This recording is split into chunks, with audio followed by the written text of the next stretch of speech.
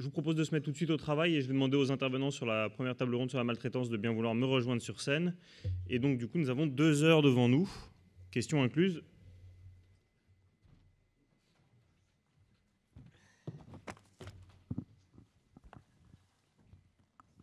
Alors,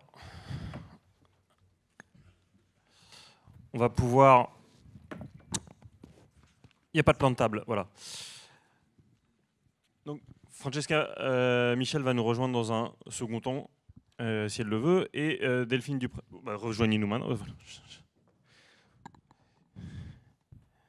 Merci madame d'avoir vaincu les tracas du métro parisien. Vous nous arrivez directement des Vosges et vous nous évitez l'infamie d'une table ronde 100% masculine parce que, comme vous pouvez le voir, Delphine Dupré-Lévesque, qui est une anthropologue de la santé et spécialiste en anthropologie, est malheureusement malade et donc elle a déclaré forfait à 6h30 ce matin. Au-delà des questions de genre, enfin je le dis juste parce que quand cette journée avait été prévue une première fois en mai, on devait aussi avoir avec nous la présence d'Alice Casagrande, qui est une des autres grandes spécialistes de la promotion de la bientraitance et qui malheureusement a été retenue par une obligation aujourd'hui.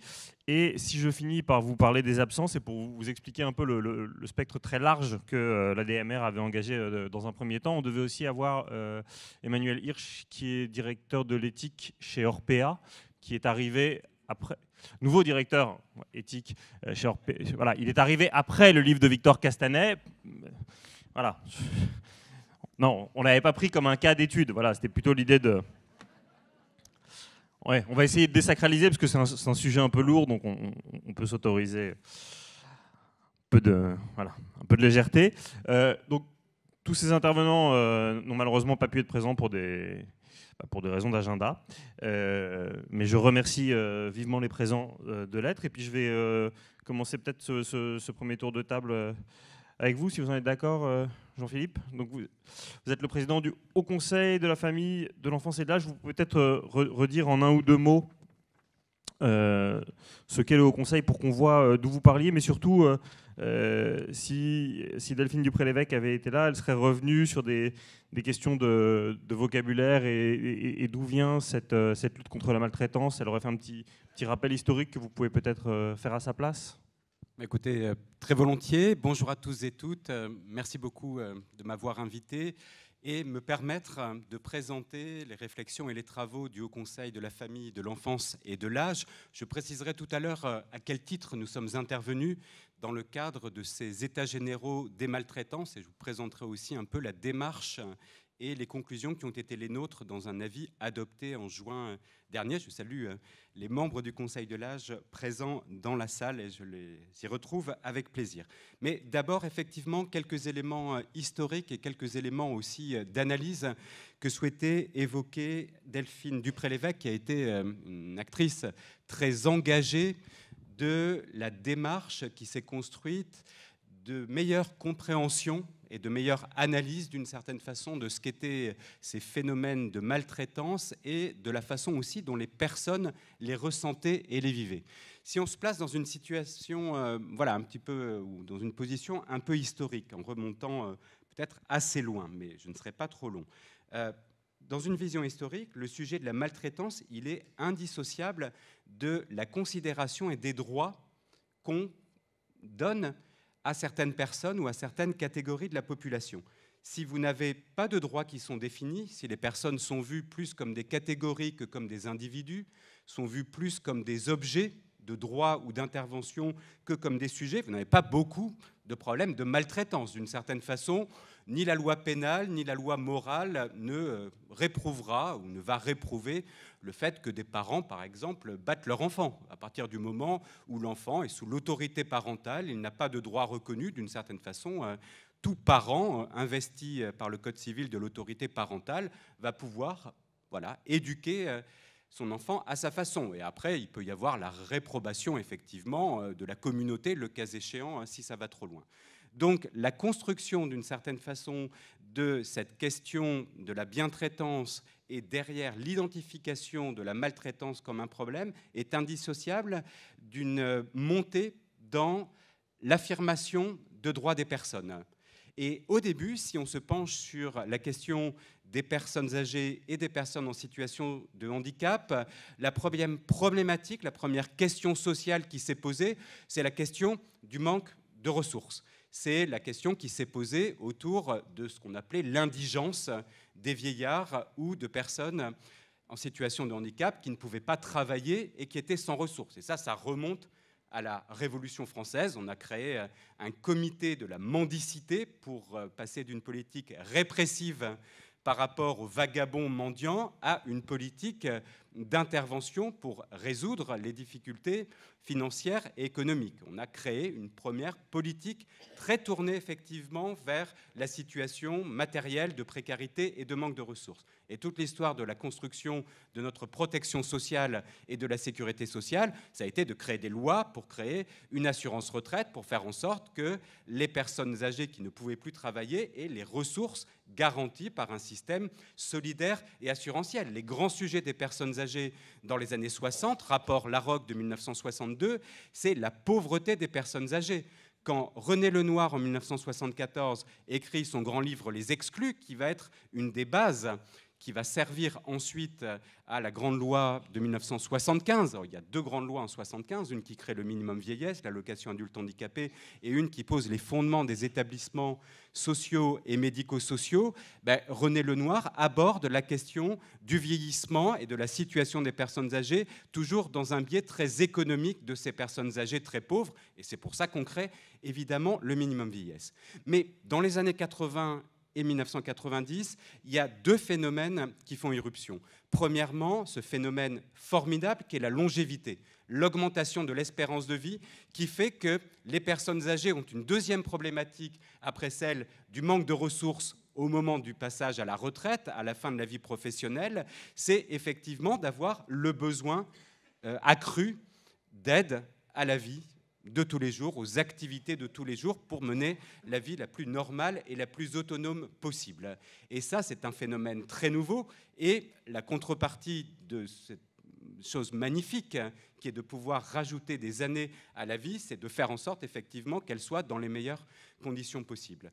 Il y a un deuxième phénomène très important qui intervient, c'est l'arrivée de nouveaux droits. Sous l'impact notamment du droit international, on essaye de redéfinir d'une certaine façon notre politique et notre considération vis-à-vis de ces personnes qu'on commence à qualifier de vulnérables. La notion de vulnérabilité commence à être définie dans les années 1990 et on sort d'une politique qui est uniquement une politique de compensation. Il y a un manque, on compense. Et on arrive aussi dans une étape où on souhaite d'une certaine façon promouvoir les personnes, leur autonomie, leur participation sociale. On sort de ce que Anne Révillard, dans un bel ouvrage sur les droits des personnes en situation de handicap, appelle le régime de faveur. Vous avez un handicap, on vous fait la faveur de vous admettre dans une institution spécialisée. Et on rentre dans un régime de droit. Et dans les années 2000, il se passe quelque chose de très important. Pour la première fois, des droits fondamentaux et importants sont reconnus à toutes les personnes accompagnées au titre de l'action sociale et médico-sociale. C'est la grande loi de janvier 2002, la loi dite 2002, rénovant l'action sociale et médico-sociale, qui inscrit dans le Code de l'action sociale et des familles des droits qui ne sont pas uniquement, d'une certaine façon, des dérivés du Code pénal, qui est qu'on n'a pas le droit de vous agresser ou de vous violenter. De tout temps, le Code pénal réprime toute forme de violence ou d'atteinte aux personnes. Et ça, c'est fondamental parce qu'à partir de la loi 2002 se construit toute une démarche d'analyse de l'ensemble de ces atteintes aux droits des personnes au titre de leur sujet d'un accompagnement médico-social ou social. Et se construit une équipe pionnière, un groupe de personnes pionnières qui vont réfléchir à ce qu'est la maltraitance qui vient bafouer, méconnaître les droits des personnes. On crée un premier conseil national de l'évaluation de la qualité médico-sociale et sociale, et ensuite, en 2007, on crée une agence nationale d'évaluation de la qualité des établissements et services médico-sociaux et sociaux. Et dans ce temps où se construit un début de politique publique avec l'ensemble des acteurs, il y a un rapport très important en 2005 qui naît de travaux à la fois de chercheurs comme Delphine Dupré-Lévesque, d'administration, d'associations et de fédérations, dont celle que représente Pierre Tchernigov ici, qui va essayer d'aller au-devant des personnes pour regarder et leur demander ce qu'elles vivent comme une maltraitance et ensuite analyser leur ressenti et leur comportement par rapport à ces phénomènes de maltraitance dont elles sont victimes. Et ce rapport est édifiant. Elle nous montre premièrement que les actes qui sont considérés comme maltraitants ne sont pas exceptionnels ou résiduels, ils sont fortement présents. Et deuxièmement, qu'il y a une forme de résignation des personnes avec des phrases terribles qui est « Voilà, je suis une personne très âgée, j'ai déjà vécu, je n'ai qu'une moitié de vie et d'une certaine façon, ça n'est pas si grave ou je n'ai pas d'une certaine façon à venir me plaindre si je suis maltraité. » Et ces travaux ont été très fondateurs dans les années 2000 et ont permis de franchir un nouveau cap dans les années 2010 avec la réflexion autour de la place des personnes âgées au sein de la société, la préparation de la loi d'adaptation de la société au vieillissement, la création d'un comité national de la bientraitance et des droits par Michel Delaunay et l'inscription de droits nouveaux ou la révision d'un certain nombre de dispositifs dans la loi d'adaptation de la société au vieillissement. Et c'est maintenant que je fais le lien avec le Haut Conseil de la famille, de l'enfance et de l'âge.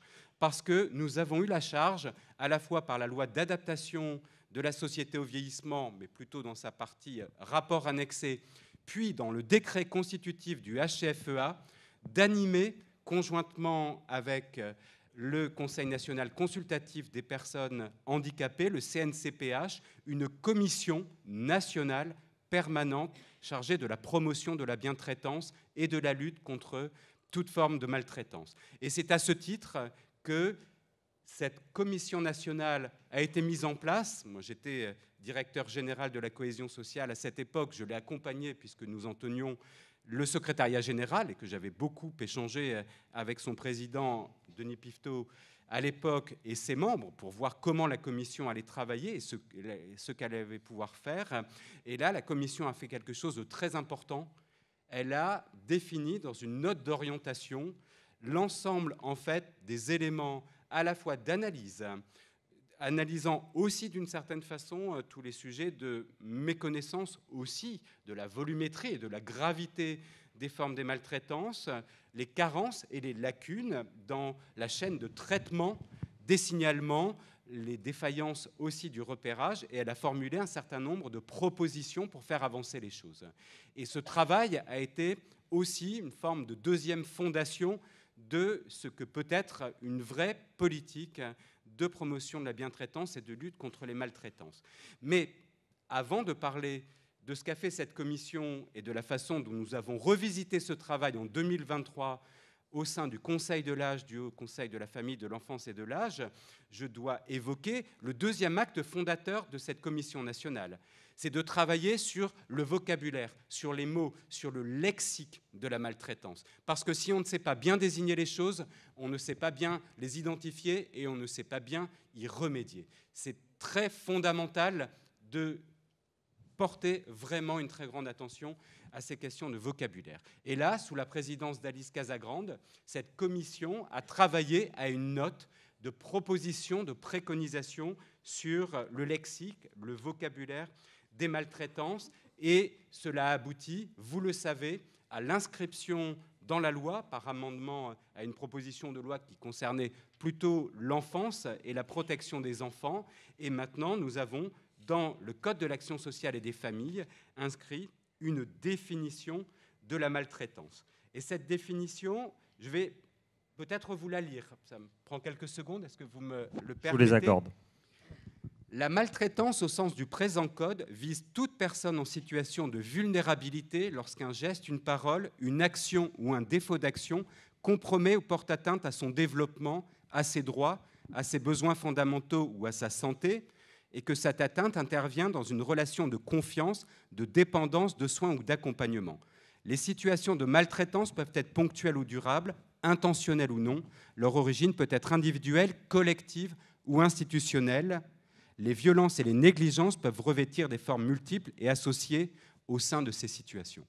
Quelques éléments d'analyse de cette définition. Premièrement, c'est une définition au sens du Code de l'action sociale et des familles.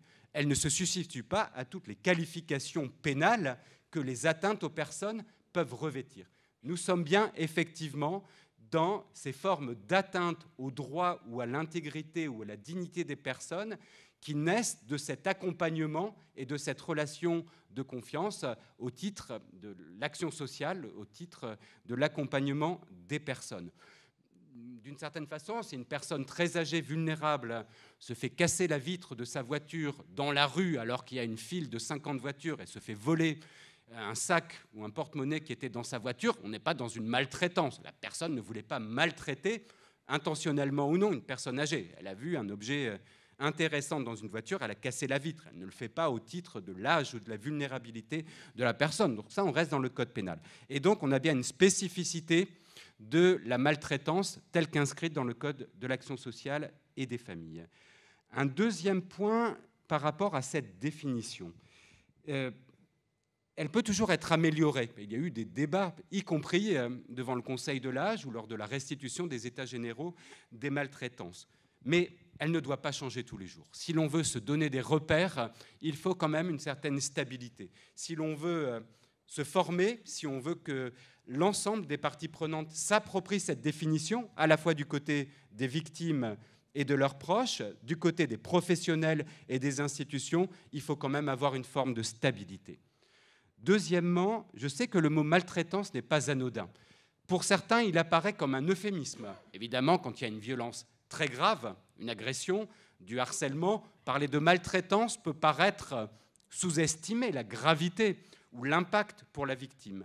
Mais je sais que pour les professionnels, il apparaît quand même comme un mot très fort. Comment ça, je suis maltraitant? Comment ça, on m'accuse de maltraitance? Donc je reviendrai sur la façon dont on peut, d'une certaine façon, s'accommoder de ce mot, trop faible pour les uns, trop fort pour les autres. J'en viens maintenant sur les travaux du Conseil de l'âge. Donc nous avons repris sur la saisine du ministre Jean-Christophe Combes à l'époque, notre réflexion sur cette question. Nous avons fait un travail sous forme de séminaire. Le secrétariat général a mobilisé un certain nombre d'éléments. Nous nous sommes réunis une journée entière avec y compris des intervenants extérieurs non membres du Conseil de l'âge. Nous avons lu l'ensemble des contributions qui existaient. Le plaidoyer, évidemment, de l'ADMR nous a beaucoup intéressés. Et là, nous avons premièrement eu un temps de qu'est-ce qui a été fait, d'analyse, de bilan de ce qui avait été fait depuis 2019 et la note d'orientation de la Commission. Et nous avons vu que des choses avaient avancé.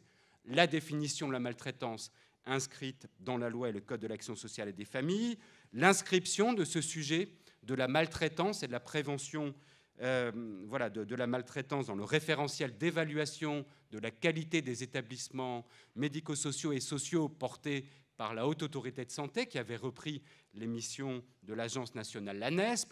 On a modifié aussi les missions des conseils de vie sociale pour inscrire des sujets relatifs à la maltraitance dans les missions des CVS. Mais ensuite, à partir de ce bilan, nous nous sommes dit, on n'y est pas encore, d'une certaine façon. Et nous nous sommes dit que la prolongation ou l'amélioration de l'existant ne nous semblait pas suffire à créer un contexte où, et je pense que c'est la chose la plus importante, les personnes âgées vulnérables ne pourront jamais se dire que la maltraitance ou des formes de maltraitance fait partie du sort, fait une sorte de fatalité pour les personnes âgées vieillissantes. Et ça me semble vraiment le point le plus important, renforcer la crédibilité de la politique publique et la mobilisation de l'ensemble des parties prenantes pour convaincre victimes, témoins de maltraitance, que c'est un sujet sérieux, qu'il sera pris au sérieux et que des réponses et des suites seront apportées. Et nous avons donc considéré que l'information est un point très important, que la participation des personnes est un relais essentiel pour certaines victimes pour franchir le cap de témoigner, de prendre la parole, ce qu'on appelle libérer la parole dans d'autres sphères et sur d'autres sujets.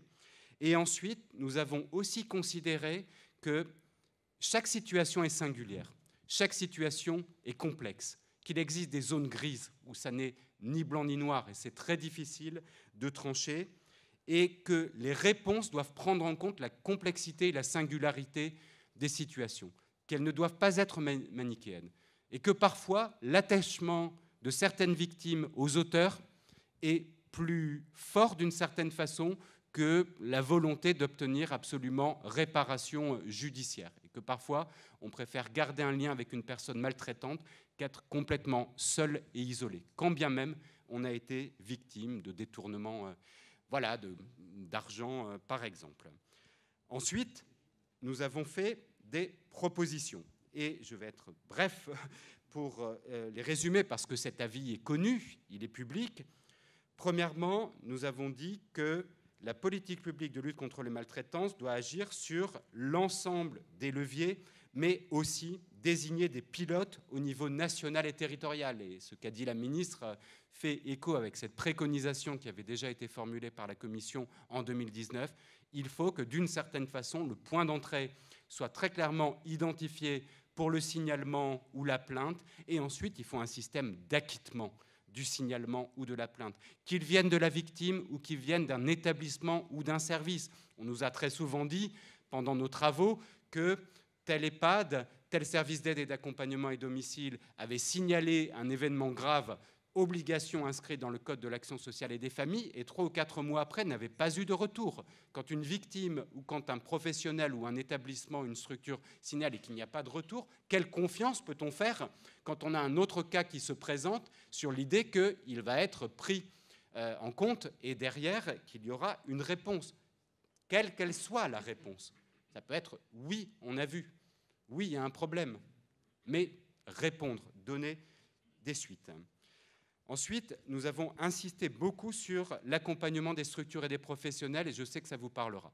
Nous avons eu beaucoup de témoignages remontant des fédérations, des associations. Il y a eu aussi des enquêtes qui ont été faites par la DGCS sur le fait que les professionnels ne sont pas toujours au clair sur la conduite à tenir, notamment, par exemple, quand on intervient à domicile et qu'on s'aperçoit qu'une situation est maltraitante de la part de proches de la victime. Et là, à ce moment-là, comment faire, quelle est la guidance et l'accompagnement du professionnel au sein de sa structure, à l'extérieur de la structure, par des centres ressources, qui peuvent être des centres éthiques, de la supervision. Tout ça nous a semblé très important. Et dernier point en termes de préconisation, nous avons aussi dit qu'il y avait un vrai sujet autour de la bientraitance, qui est que quand on a une mauvaise qualité des accompagnements, quand on a des parcours qui ne respectent pas les principes de droit à l'autodétermination des personnes, nous ne serions que très rarement dans la bientraitance. Il y a une vraie question de moyens consacrés à la politique publique de l'autonomie qui fait qu'actuellement, nous avons des situations de maltraitance de fait qui sont collectives, institutionnelles, du fait de l'insuffisance de temps, de moyens, de ressources des acteurs pour assurer des accompagnements de qualité. Et là, il faut se pencher aussi sur la maltraitance ou le sentiment de maltraitance que peuvent avoir les professionnels, qui peuvent parfois venir des personnes accompagnées et de leur entourage.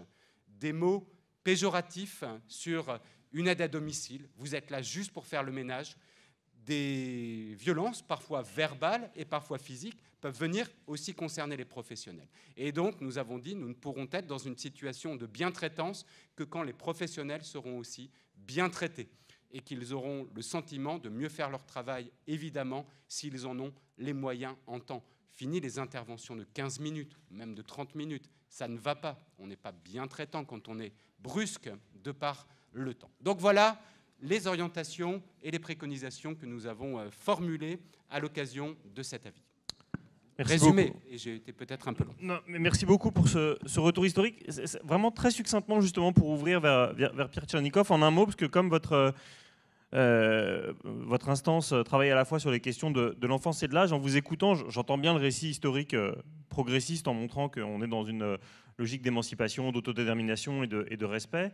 Mais je me faisais juste la réflexion quand même que quand je pense aux pédopsychiatres que lisaient mes parents et l'attention qui était portée, question des violences face aux enfants. Enfin, je veux dire, si vous lisez du Aldo Naouri ou du Edwige Antier, il y a quand même autorisation des parents à mettre une gifle à son enfant parce que si lui ne sait pas pourquoi, vous au moins vous savez, c'est des préceptes éducatifs à peu près tolérés. Cette année, l'article qui a été plus lu sur lemonde.fr, c'est un article de Caroline Goldman, la fille du célèbre chanteur, qui a fait des chroniques sur France Inter tout l'été.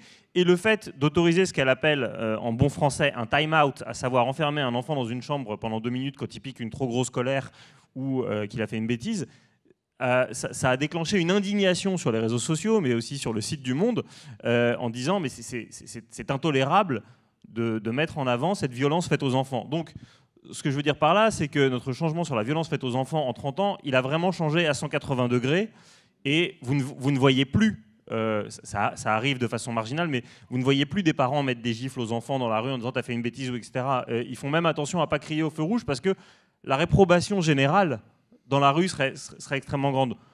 À vous écouter, et j'entends que vous signifiez quand même qu'il y a eu quelques avancées, mais on est d'accord que de l'autre côté de la vie, on est allé beaucoup moins vite dans la reconnaissance et l'acceptabilité sociale des violences faites aux anciens, non ?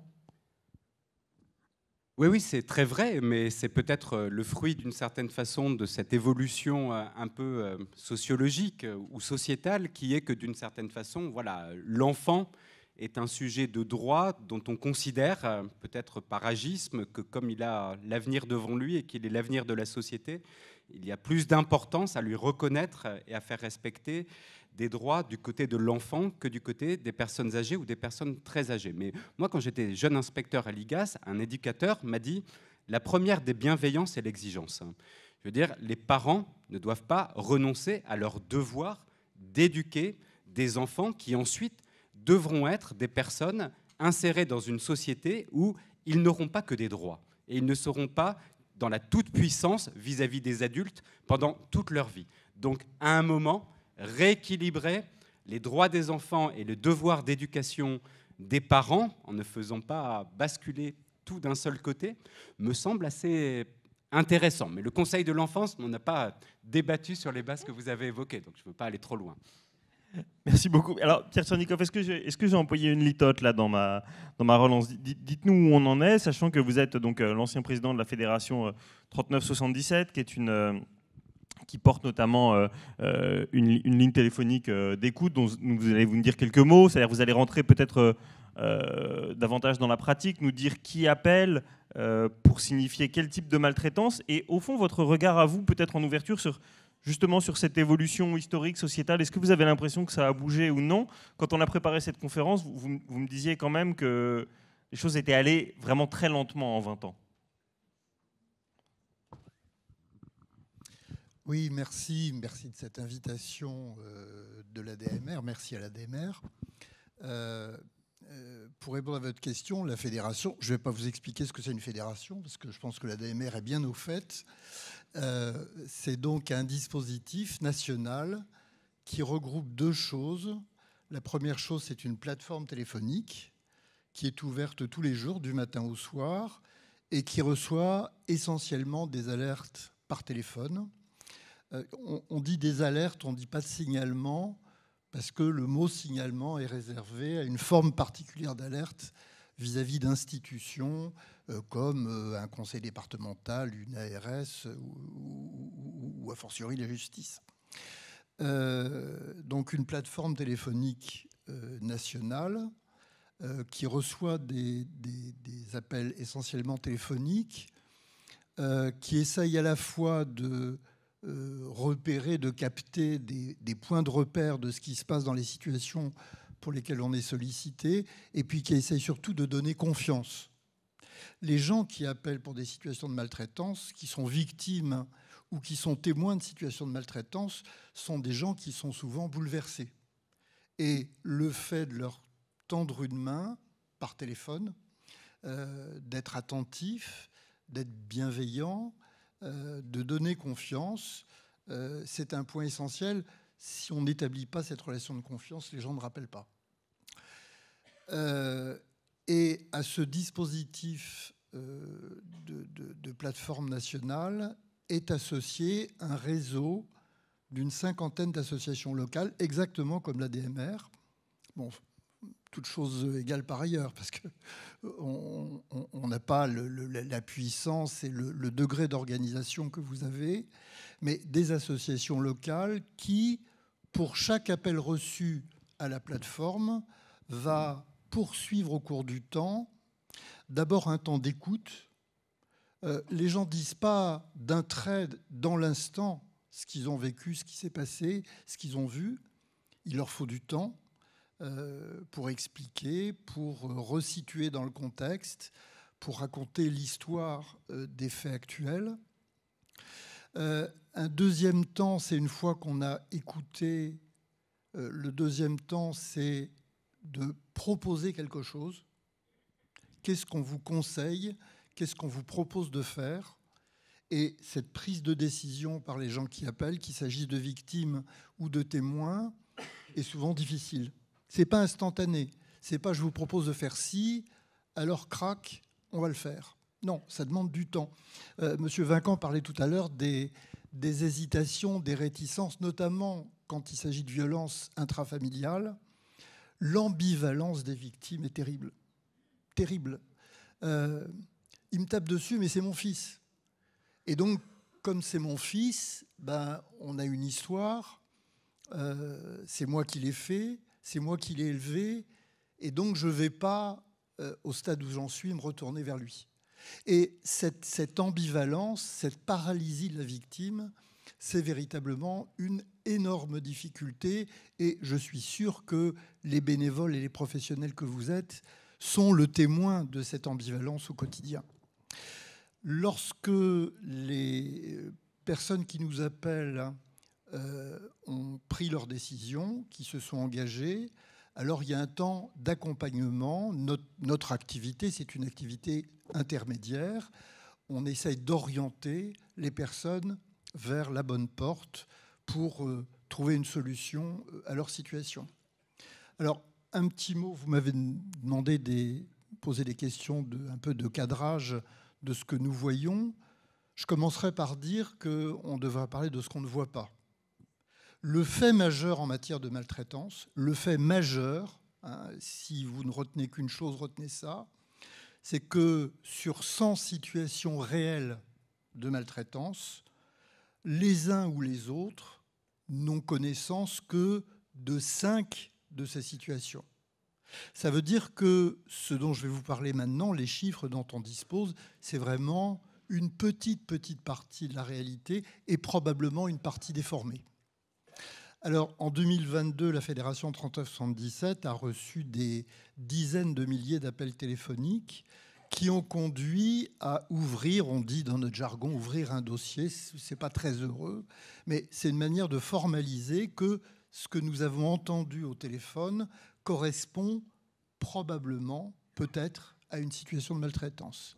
Et en 2022, il y a eu entre 9 et 10 000 dossiers qui ont été ouverts et qui correspondent à ces situations. Ces situations, en 2022, elles étaient pour les 2/3 des situations de maltraitance à domicile. La victime vivait chez elle. Et pour 1/3, des faits de maltraitance présumés qui se sont déroulés dans un établissement, quel qu'en soit le statut médico-social, établissement de santé, public ou privé, et quelquefois établissements sociaux. Concernant les personnes qui nous appellent, c'était votre question, le profil des personnes qui nous appellent est assez différent selon qu'il s'agit de faits survenus à domicile ou en établissement. En établissement, les appels viennent massivement des familles. Ce sont les familles qui sollicitent et qui disent « mon père, ma mère, mon frère, ma sœur sont l'objet de mauvais traitements, de réponses insuffisantes à leurs besoins ».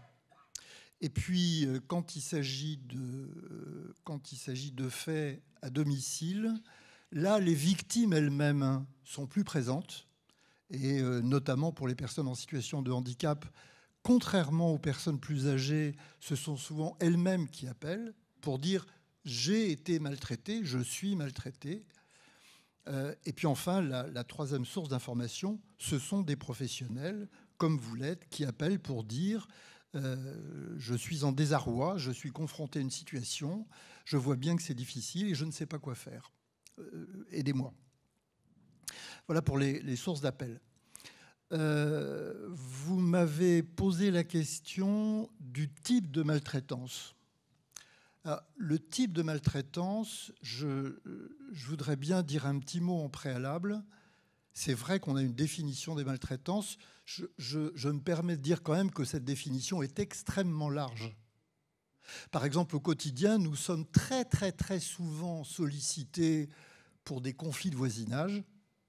Et quand une personne malade, une personne en situation de handicap se frite avec son voisin, vous pouvez qualifier ça de situation de maltraitance. Et souvent, ce sont des situations dont la gravité n'est pas très importante, mais dans la définition des maltraitances, il n'y a rien qui nous éclaire sur la gravité des faits. Et je pense que nous avons besoin d'un degré de gravité, parce que les réponses doivent être proportionnées à cette gravité.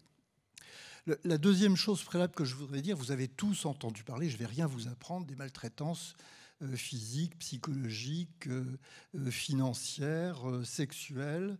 Et puis je veux dire un mot pour commencer, des négligences. S'il y a une chose du vocabulaire que nous devrions changer, c'est le mot négligence. Lorsque les faits de maltraitance se déroulent en établissement, et d'une manière générale, quand ils impliquent des professionnels, notamment à domicile, la première cause de maltraitance, c'est le fait que les personnes vulnérables, en situation de vulnérabilité, n'ont pas la réponse attendue à leurs besoins. C'est ça le premier fait. Alors, on a une bonne expérience de ces situations de non-réponse aux besoins des personnes.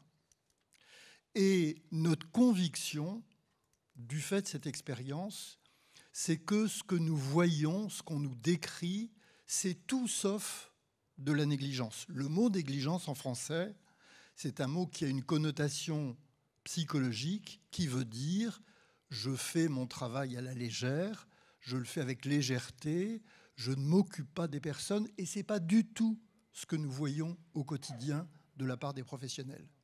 L'essentiel des faits de, entre guillemets, négligence, ce sont la plupart du temps des professionnels qui sont en grande difficulté parce qu'ils sont placés dans une situation où ils n'ont pas les moyens de répondre aux besoins des personnes. Alors, le mot négligence, c'est un mot qu'il faudrait changer parce qu'il a cette connotation péjorative et vous êtes sûr que si vous utilisez ce mot-là en face d'un professionnel, il va se refermer comme une huître parce que ça le met en cause personnellement et la plupart du temps, ce n'est pas les réalités que nous voyons. Alors, et vous employeriez lequel alors faut en parler ensemble, d'accord. Bon, mais l'idée de ne pas répondre aux besoins, c'est rarement de la négligence, au sens de ce que veut dire ce mot en français.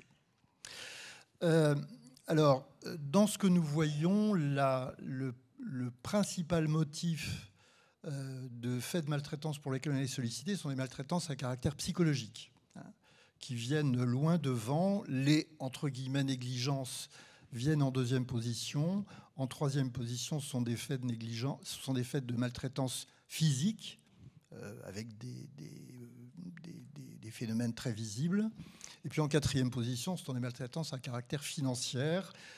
J'ajoute, c'est un peu plus loin dans la liste, un petit mot sur les maltraitances à caractère sexuel, parce qu'il y a sur cette question vis-à-vis des personnes âgées, il y a un non-dit. Tout se passe comme si ces faits de maltraitance sexuelle n'existaient pas chez les personnes de plus de 60-70 ans, et ça n'est pas la réalité de ce qu'on voit. Je ne vous dis pas que c'est une situation qui court les rues, mais je vous dis que ça existe et qu'on ferme les yeux vis-à-vis de ces questions bien plus qu'on ne le fait pour la population plus jeune. Voilà pour ces éléments de cadrage. Donc, pour clôturer, peut-être on reviendra là-dessus, Dans le titre de cette table ronde, vous voyez, c'est lutter contre la maltraitance. Alors, je voudrais, pour terminer, insister sur l'extraordinaire diversité des situations de maltraitance. Il n'y a pas une maltraitance, il y a des maltraitances, avec non seulement, comme je viens d'illustrer, des effets, des conséquences différentes, physiques, psychologiques, etc., souvent associées d'ailleurs, mais il y a des mécanismes extrêmement différents et il y a des causes extraordinairement différentes. Si vous voulez agir, vous avez besoin de comprendre ce qui se passe, de comprendre d'où ça vient, et vos réponses, vos actions, elles sont du côté de ces mécanismes, elles sont de ce côté des facteurs explicatifs. Et donc nous avons besoin d'un système de classification des maltraitances qui ne se contente pas par dire voilà les dégâts provoqués, mais qui nous aide à comprendre d'où ça vient et donc qu'est-ce qu'on peut faire. Peut-être juste un mot, gardez le micro. Donc, vous nous avez fait effectivement un premier panorama chiffré qui est quand même assez dramatique. Mais moi, je voudrais revenir sur le premier chiffre que vous avez cité, à savoir les 95%, donc tout ce qu'on ne voit pas. On voit bien que sur un certain nombre d'autres violences, notre société a été capable de réagir. Je mentionnais tout à l'heure évidemment la question des violences faites aux enfants, mais le plus spectaculaire, c'est évidemment les violences faites aux femmes, avec un mouvement sociétal très important. Je pense à des associations comme Nous Toutes et après la viralité du célèbre #MeToo. On a vu qu'il y a eu du jour au lendemain 3-4 fois plus de signalements, d'abord téléphoniques, mais jusque à des plaintes juridiques. Au fond, on a eu un certain nombre d'occasions. Il y a eu des faits de société importants, notamment le livre de Victor Castanet. Emmanuel Hirsch n'est pas avec nous ce matin, mais pour remettre ce sujet sur le devant de la scène. Et à chaque fois, on l'a traité comme un épiphénomène, un fait divers dramatique. Mais on ne l'a pas pris comme un fait social qui aurait pu nous faire changer avec une culture d'ampleur. Qu'est-ce qu'il faudrait, d'après vous, pour que ce chiffre de 95% reflue ? Alors, Monsieur Vinquant a dit tout à l'heure, il faut correctement nommer les choses. Moi, j'ajouterais volontiers, il faut chiffrer les choses. Le chiffre de 95% de l'OMS, il résulte de travaux, de compilation, de synthèse, d'enquêtes qui ont été faites dans d'autres pays que la France. Tout ça pour dire qu'en France, on n'a rigoureusement aucune idée de la réalité des situations de maltraitance dans la population. Il y a une petite exception. L'Adresse a fait il y a quelques années une enquête très intéressante auprès de la seule population en situation de handicap. Et cette enquête disait, parmi d'autres choses, ce n'était pas l'objet principal de l'enquête, il y a, je crois, 8% des personnes en situation de handicap qui ont subi des violences physiques et à peu près autant qui a subi des injures ou des faits de maltraitance psychologique ou un non-respect de leur dignité. Je crois que c'est à peu près les seuls chiffres populationnels dont on dispose. Le ministère des Solidarités, qui a diligenté une enquête auprès du CREDOC, ne perdez pas de vue, c'est une enquête de perception. C'est une enquête qui dit, la conclusion, vous connaissez le chiffre, 70% de la population craint la maltraitance. Mais ça ne vous dit pas combien il y en a. Hein. Et je dirais la première chose, c'est que nous avons besoin de ces chiffres. Tant que nous n'avons pas chiffré un problème, ce problème n'existe pas.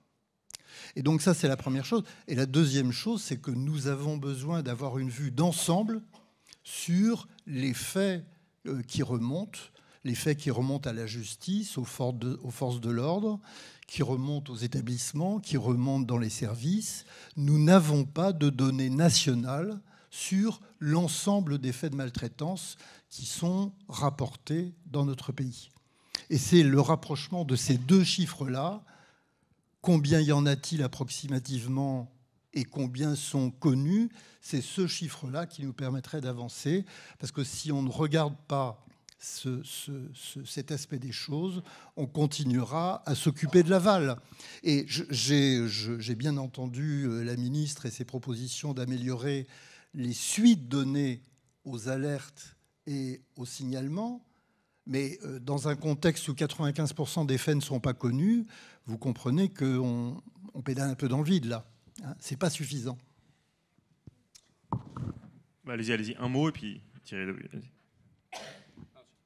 Juste un mot pour dire que je suis complètement d'accord avec ce qu'a dit Pierre Tchernikov. On a fait des préconisations pour faire progresser la connaissance et on a fait une sorte de tiré à part, un peu annexé, un document d'éclairage par rapport à notre avis où nous avons recensé l'ensemble effectivement des chiffres qui existaient.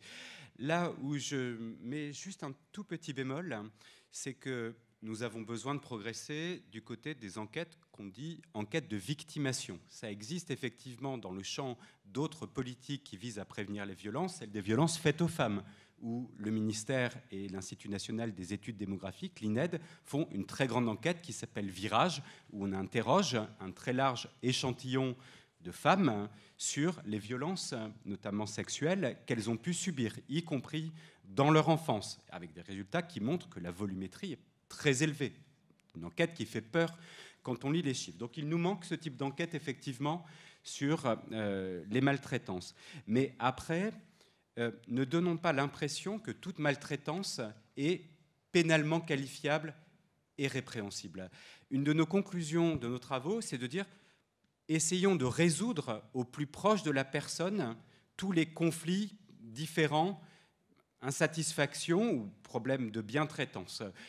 Essayons de résoudre au niveau de l'établissement, du conseil de vie sociale de l'établissement, tout ce qui relève de cette forme de maltraitance, peut-être la moins grave, qui est que la qualité de vie dans l'établissement n'est pas optimale, que certaines personnes sont en chambre alors qu'elles aimeraient pouvoir aller dans le jardin de l'EHPAD de temps en temps dans la semaine.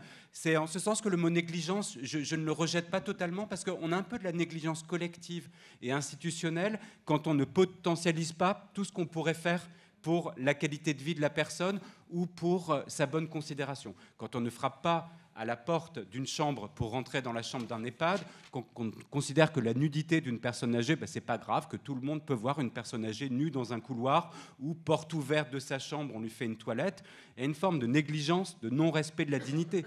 Mais on ne va pas être dans un sujet immédiatement de code pénal, d'une certaine façon. Et donc, essayons de tout résoudre, et l'appréhension de ces phénomènes par l'analyse effectivement des plaintes déposées et des condamnations, elle est très importante, mais ne donnons pas l'impression que ce sera le seul baromètre de la qualité de notre politique de lutte contre la maltraitance. Il y a beaucoup de maltraitances infra qui doivent se résoudre au plus près de la personne. Quand vous êtes dans un restaurant et qu'on vous sert un plat qui n'est pas très bon, trop salé, etc., vous n'appelez ni la DGCCRF, ni le substitut du procureur pour dire ce restaurant doit être condamné parce que ma soupe était froide ou trop salée. En revanche, derrière, si vous contractez une bactérie dans un restaurant et que vous avez une maladie grave après, oui, ça deviendra pénal, mais il y a beaucoup de choses qui doivent se résoudre aussi dans la proximité de « j'ai le droit d'avoir un repas qui est bon quand je vais dans un restaurant ». Mais sans convoquer la DGCCRF, je suis désolé, parce que je poursuis votre analogie, mais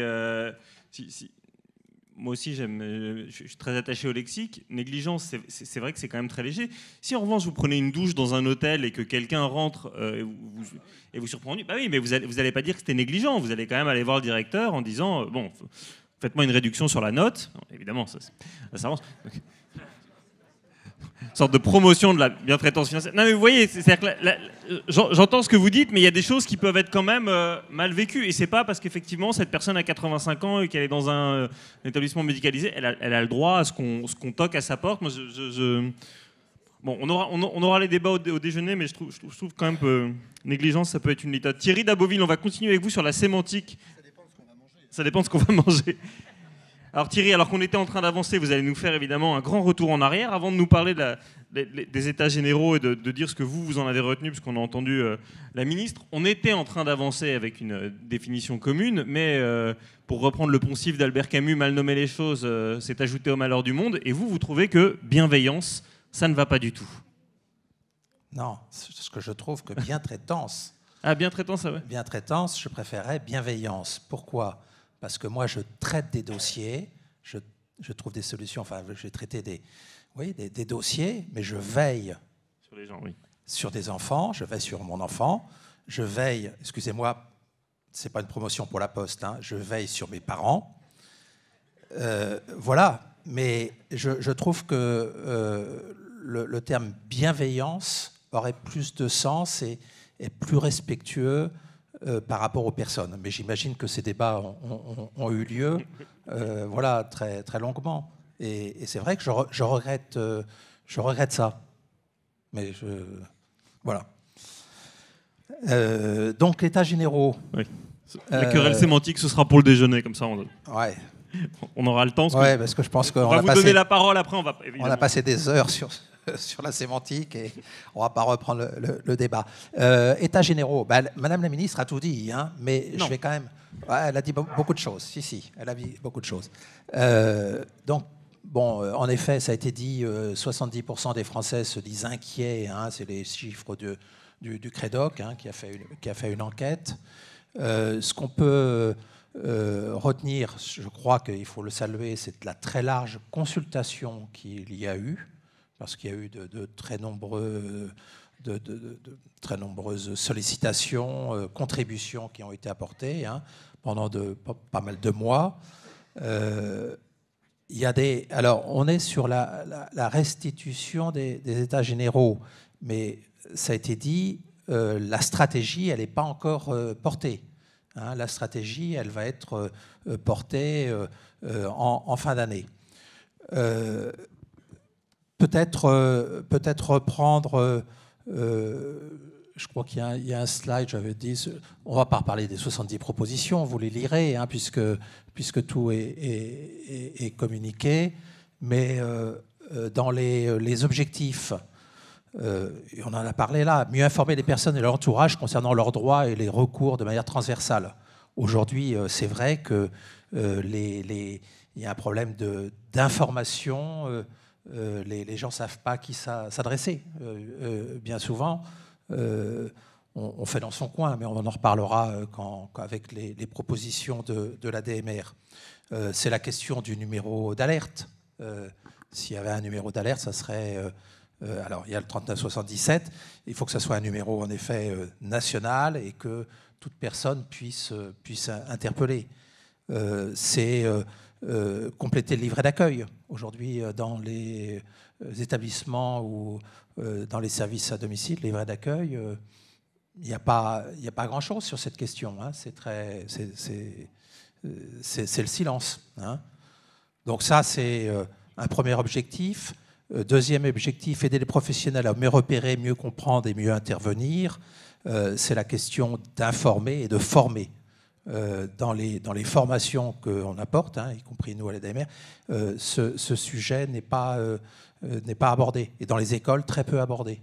Donc il y a une question de formation qu'il faut mettre en place. Et c'est les outils de repérage aussi. Quels outils de repérage ? Rendre les recours plus accessibles, c'est... à la fois intégré dans les DAC, hein, ça a été dit dans les propositions, hein, c'est-à-dire les dispositifs d'appui à la coordination, cette question-là.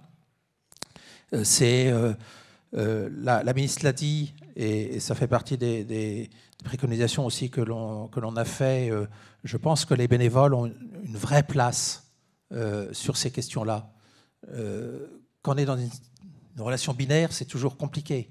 Et de cette relation triangulaire avec un bénévole qui est finalement la tierce personne peut faciliter les choses.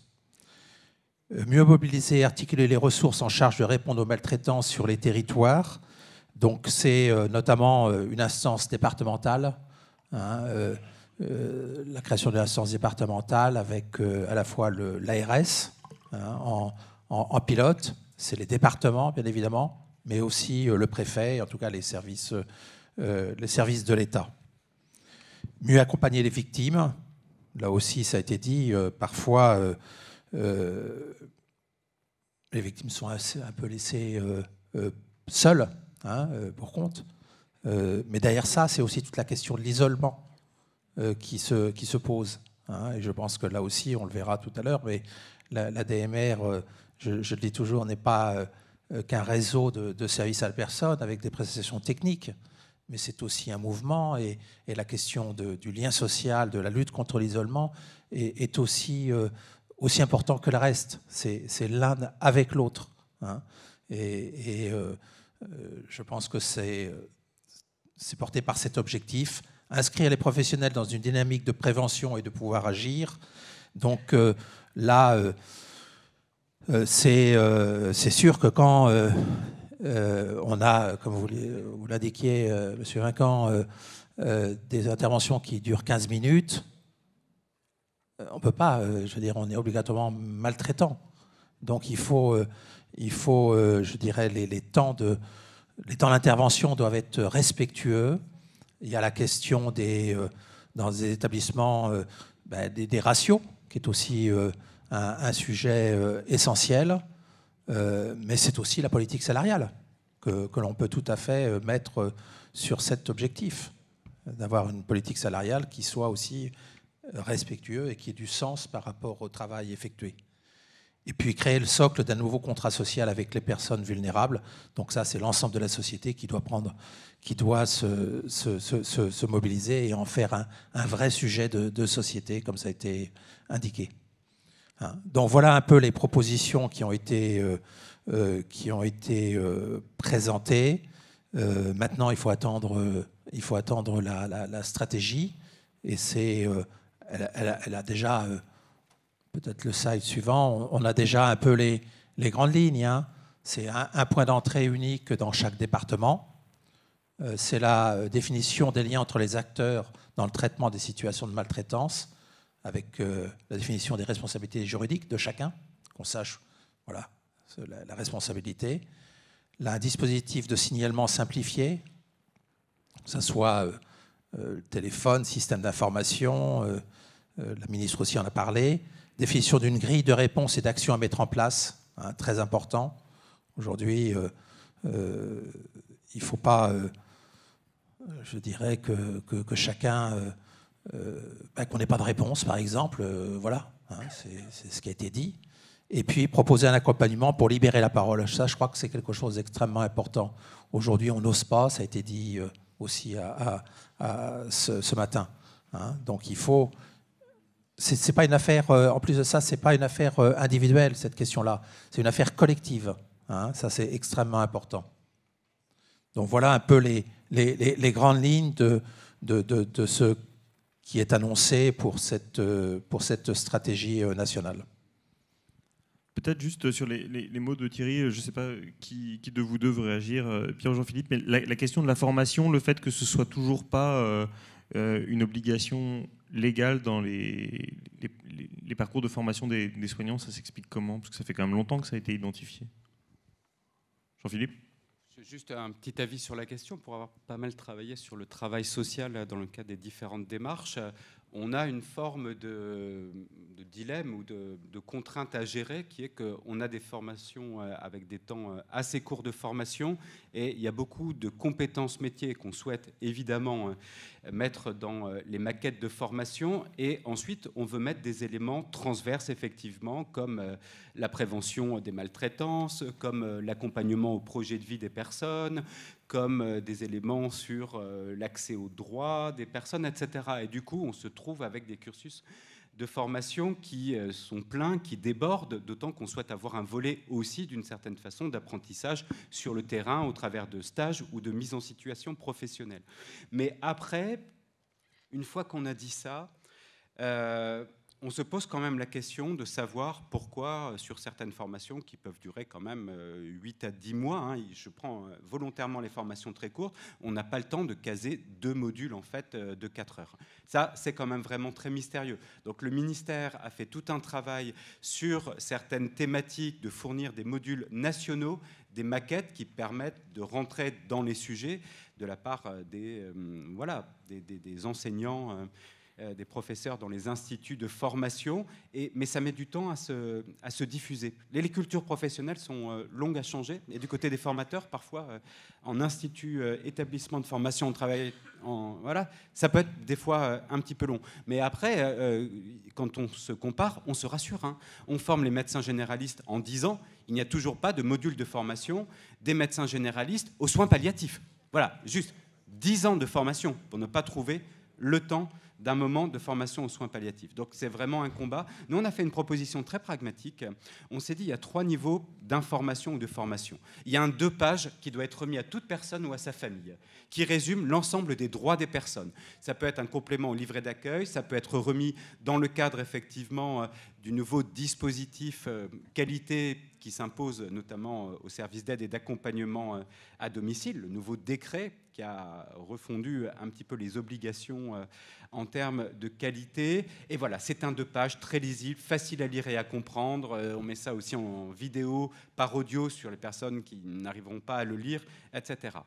Ensuite, il y a des éléments et des modules de formation bien plus complets à mettre en place pour l'ensemble des professionnels en fonction voilà, de leur diplôme, de leur niveau.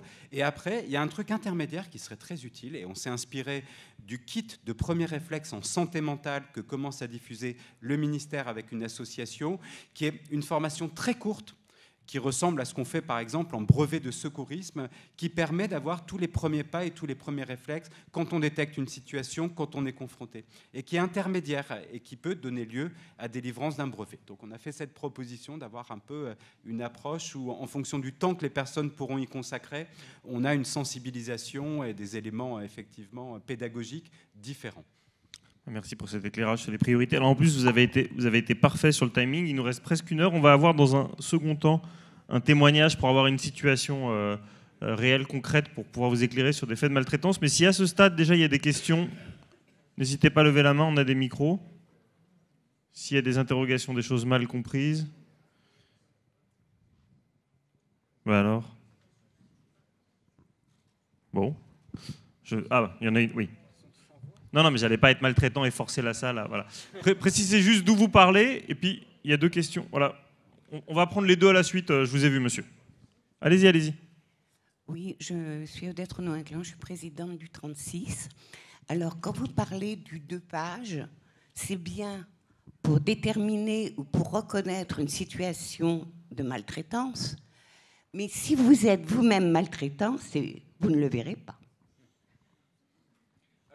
Alors, attendez, juste derrière, monsieur, allez-y.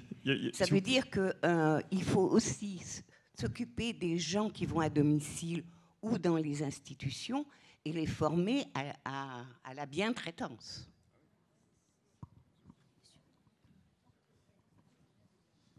Bonjour, Jean-Michel Pes, je viens de l'Isère. Pour ma part, je suis un ancien membre des forces de l'ordre. J'avais comme mission de m'occuper des atteintes aux personnes. Et je me suis un peu spécialisé dans les atteintes aux personnes vulnérables, et ce, quel que soit leur âge. Et je suis surpris d'apprendre que, donc c'est monsieur Pierre Snieskos, nous apprend que les enquêtes qui sortent des forces de l'ordre, qui montent jusqu'à la justice, ne vous arrivent pas jusqu'à vous pour ce qui concerne les personnes âgées. En ayant traité plusieurs enquêtes dans ma... Alors, quand vous dites qu'il n'y a que 5%, oui, il y a certainement pas tout qui arrive, mais on pourrait arriver à mieux que 5%, et je ne comprends pas que la justice, elle fait des choses magnifiques pour les enfants, elle fait des choses magnifiques pour les femmes victimes, et elle ne fait rien pour les personnes âgées. Du coup, ça me choque. Mais vous êtes pour rien, hein, Oui, vous ne l'avez pas pris personnellement. Vous voulez répondre sur ce point, sur le manque de coordination? Non, mais je persiste et signe. Si vous interrogez les données statistiques de la police sur les violences, vous allez trouver des chiffres. Mais si votre question, c'est parmi ces violences, lesquelles sont des maltraitances, vous n'avez pas des données qui vous permettent de désigner l'ensemble, parmi l'ensemble de ces violences, celles qui relèvent de maltraitance. Toutes les personnes âgées ne sont pas vulnérables. Donc on ne peut pas dire, à supposer même qu'on ait des données par classe d'âge, on ne peut pas dire que toutes les données de violence concernant des personnes de 60 ans et plus soient des formes de maltraitance. Ça fait partie de la difficulté. Et les négligences, alors là, les forces de police n'en ont absolument aucune idée. Absolument aucune idée. Sans faire la promotion de la restitution des États généraux, mais la procureure de Paris était présente à cette restitution. Elle a eu des mots extrêmement forts en disant moi, au niveau de toute l'île, enfin Paris, voilà, la petite banlieue, on va mettre dans chaque parquet une personne dédiée à cette question-là. C'est-à-dire qu'il y a une... on peut toujours regretter que ça soit trop tard, mais en tout cas, ce sujet est pris visiblement très, très, très fortement en compte. Et concernant la très sagace remarque de la présidente du 36 sur le 2 pages, si vous êtes maltraitant, vous ne le voyez pas. Le 2 pages que j'évoquais, c'était plus pour la personne accompagnée elle-même d'une certaine façon, pour lui dire qu'elle a des droits et pour mentionner les voies de recours qu'elle a, à la fois en interne au service qui l'accompagne, le cas échéant, et ensuite de façon graduée, y compris jusqu'à l'accompagnement en tant que victime du côté de la chaîne répressive et pénale. Donc je le voyais dans ce sens-là. Ensuite, ce que Pierre Tchernikov nous a suggéré de proposer dans le cadre de notre avis, c'est d'avoir quand même une sorte de grille d'analyse des différents types de maltraitance et de faire en sorte que les professionnels puissent avoir, alors peut-être un outil simplifié pour venir soit s'auto-évaluer, soit évaluer une situation dont ils sont témoins et à un moment, il construit un arbre de décision assez simple. Si on met ça sur un ordinateur, on appellera ça un algorithme, pour savoir si d'une certaine façon, je suis dans un comportement où je suis témoin d'un comportement ou d'une situation que l'on peut qualifier de maltraitance. Alors au sens du Code de l'action sociale et des familles, mais c'est vrai que les définitions sont encore assez larges, comme Pierre le dit, ou ensuite, évidemment, au sens du code pénal. Enfin, si on est dans un abus de faiblesse, là, on est dans quelque chose que la chaîne pénale et les statistiques pénales appréhendent. Dès qu'on a une atteinte aux biens, une atteinte aux personnes, évidemment, derrière, on a des statistiques de la part du ministère de l'Intérieur. On connaît ces chiffres sur la proportion de personnes au-delà d'un certain âge qui sont victimes, effectivement, d'une atteinte. Ça, il n'y a pas de souci. La difficulté, c'est la qualification de ce qui est dans l'infrapénal.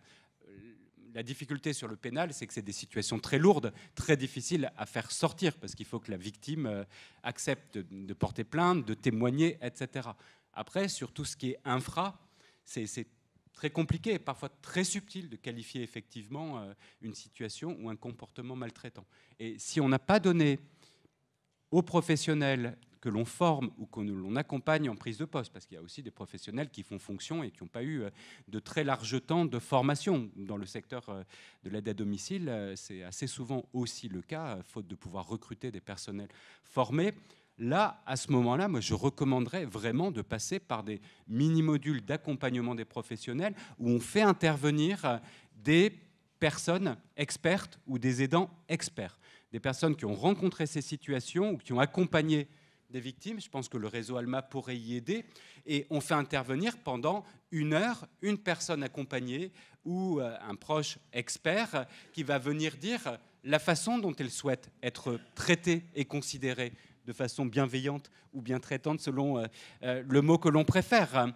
Voilà la façon dont j'aime, dont on me parle. Voilà comment j'aime qu'on se présente quand on m'arrive à mon domicile et que je suis un nouvel intervenant et une nouvelle intervenante qui remplace Madame Mathieu qui s'occupait de vous depuis 2 mois, mais Madame Mathieu, elle n'est plus là ou elle est malade, c'est moi qui s'occupe de vous. Comment se présenter ? Quelles questions devez-vous me poser sur mes goûts, mes habitudes de vie, mon histoire quand vous rentrez en contact avec moi ? Ça, faisons-le l'exprimer par des personnes expertes ou des proches experts, des professionnels aussi formateurs, qui peuvent expliquer que la bientraitance, c'est quelque chose qui sera vécu en fonction aussi des aspirations et du passé de la personne qu'on va accompagner. Donc autant lui demander aussi ce qui sera bientraitant pour elle ou considéré comme maltraitant. Alors, il y en a une là. Si on peut apporter un micro, un 4e rang au milieu du... Voilà. Allez-y. Moi, ma question, c'était... et l'aidant dans tout ça, il est souvent maltraité aussi. Madame, allez-y. Sur l'aidant, c'est noté. Si, quand on vous pousse, mettez-la en maison de retraite alors qu'elle ne veut pas. Quand on vous... À l'hôpital, on vous reçoit très mal. Ouais, si.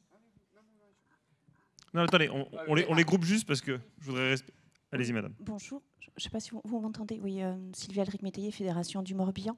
Je réagissais juste à l'instant sur ce que vous disiez, Monsieur Vincan, au sujet d'un listing qui, pour moi, ça me fait réagir parce que pour moi, c'est au même titre que la complexité. On est quand même sur quelque chose de parfaitement subjectif, puisqu'il s'agit de ressenti, de maltraitance, de malveillance. Donc c'est pour moi un peu compliqué d'imaginer qu'on puisse avoir un listing de situations maltraitantes. Effectivement, on peut avoir certaines portes d'entrée, j'en conviens, mais après, comme on est clairement sur de la subjectivité personnelle, ça me semble un petit peu compliqué. Du coup, je partage.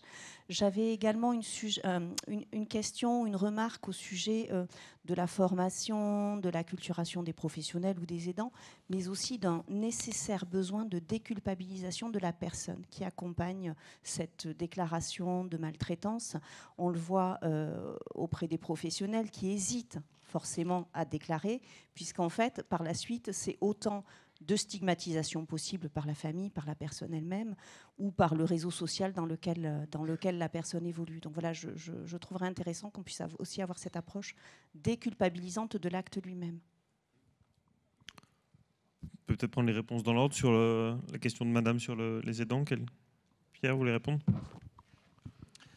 Il n'y a pas l'ombre d'un doute que pour sensibiliser, informer, former à l'identification et aux réactions vis-à-vis des situations de maltraitance, ce n'est pas qu'une affaire professionnelle. Et que les aidants dans cette affaire ont un rôle important.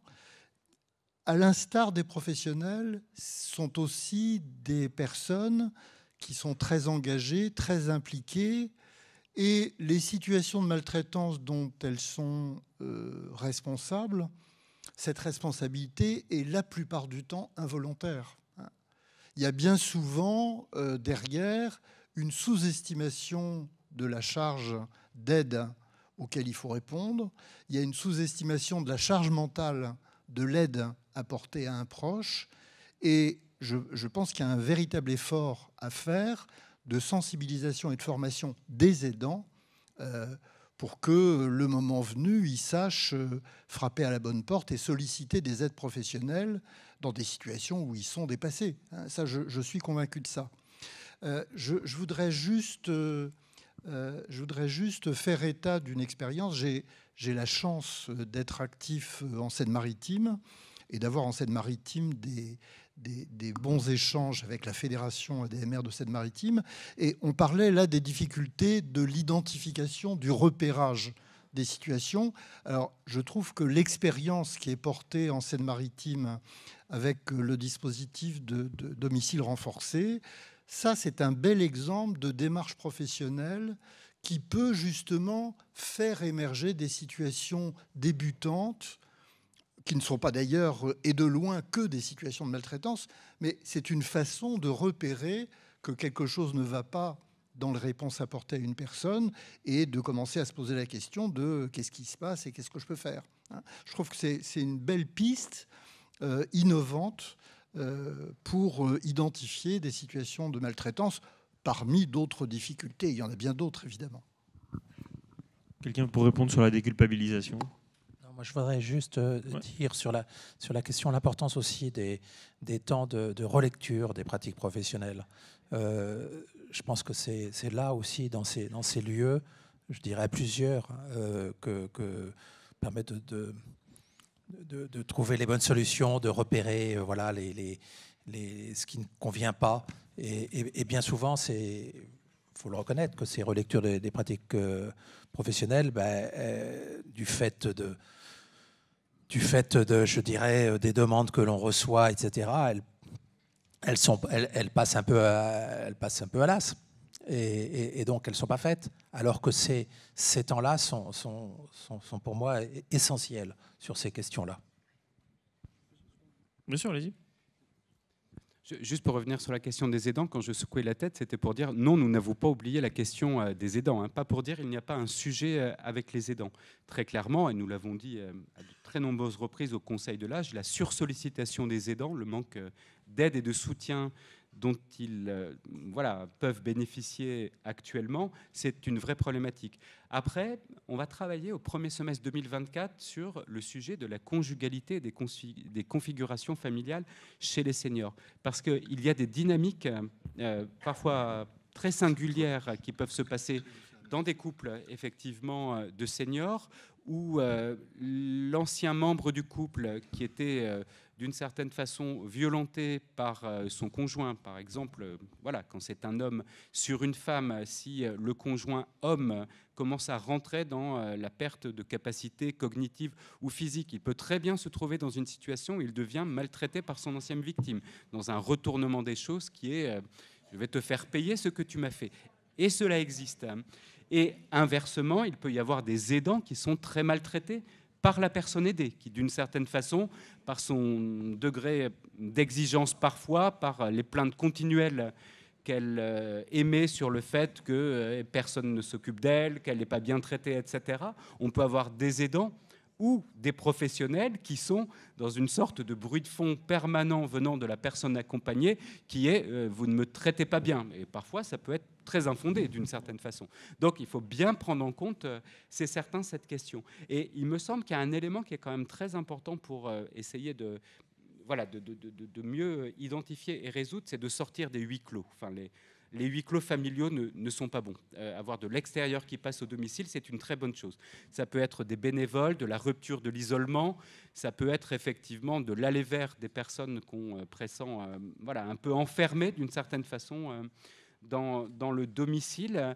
Et il faut aussi, à mon avis, un peu casser les huis clos des communautés professionnelles en faisant rentrer des regards extérieurs pour donner, répond la représentante de la Fédération du Morbihan, aussi des éléments d'une certaine façon un peu d'avis et de conseils, relecture des pratiques professionnelles, supervision auprès de personnes aguerries. Encore une fois, les centres de ressources éthiques peuvent être très utiles en ce sens pour faire en sorte que quand on a une vraie question de savoir si on fait bien ou si on ne fait pas bien, si on est maltraitant, etc., d'une certaine façon, ça peut aider et ça peut aussi déculpabiliser les professionnels. Oui, on peut être maltraitant un temps parce qu'on ne fait pas bien pour différentes raisons qui ne sont pas de la volonté de la personne, quand on sent qu'on ne sent pas bien les choses, et en parler, être aussi un peu déculpabilisé d'une certaine façon, ça peut aider la personne à repartir dans des pratiques plus en adéquation avec les attentes de la personne et avec son éthique et ses valeurs professionnelles, avec sa vocation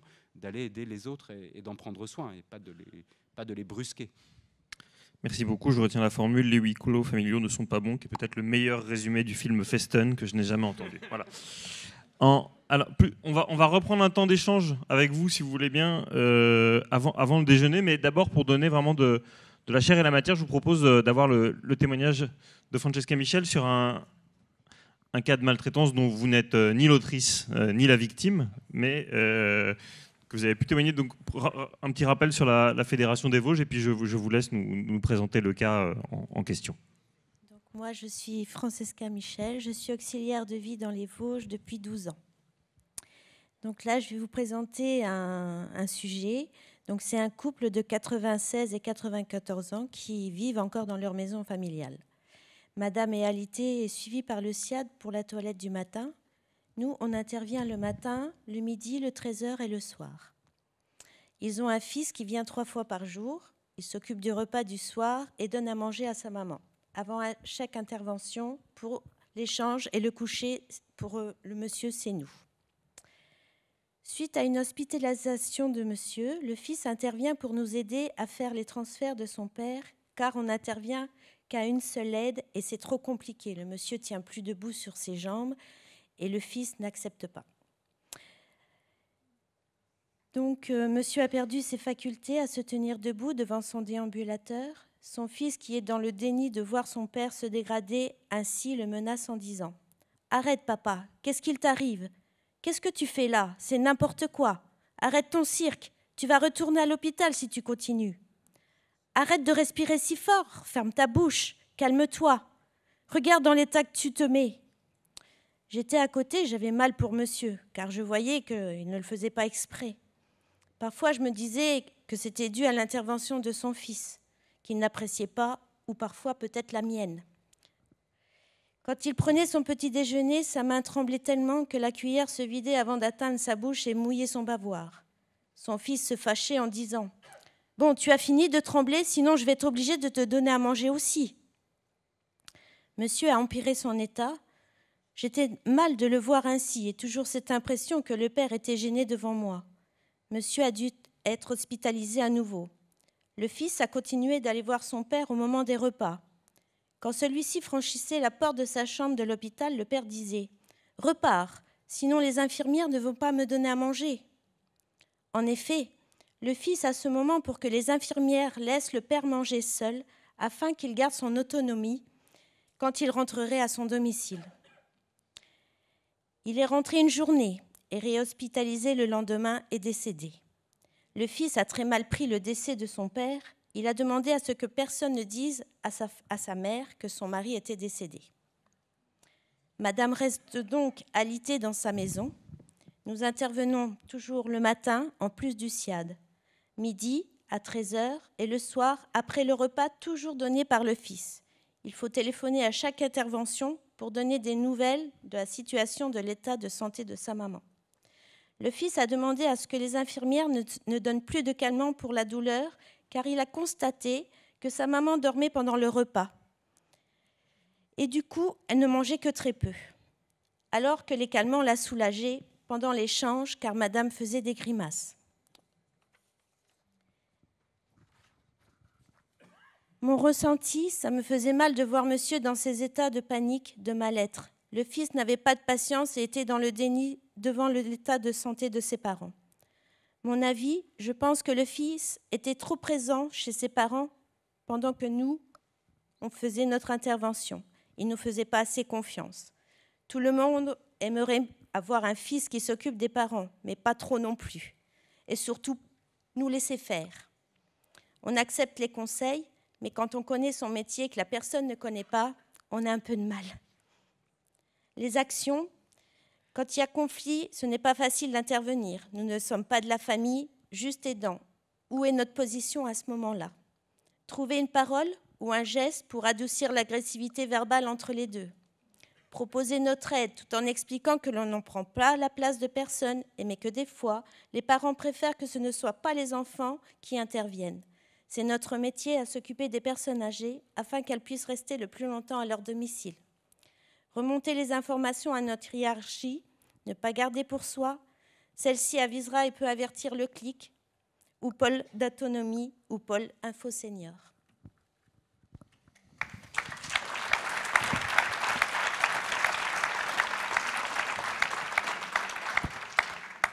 Les faits que vous venez de décrire se sont déroulés sur donc des mois et des mois, c'est bien ça, hein?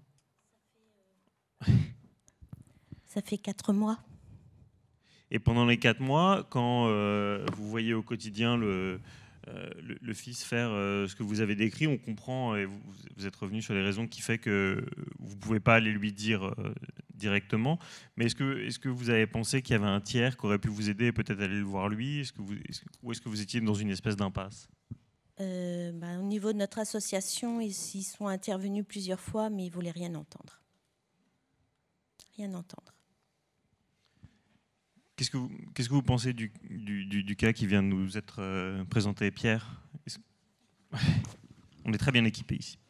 Alors, ce témoignage fort, je pense d'abord, il illustre ce que disait M. Daboville tout à l'heure, c'est la fonction de vigie des professionnels.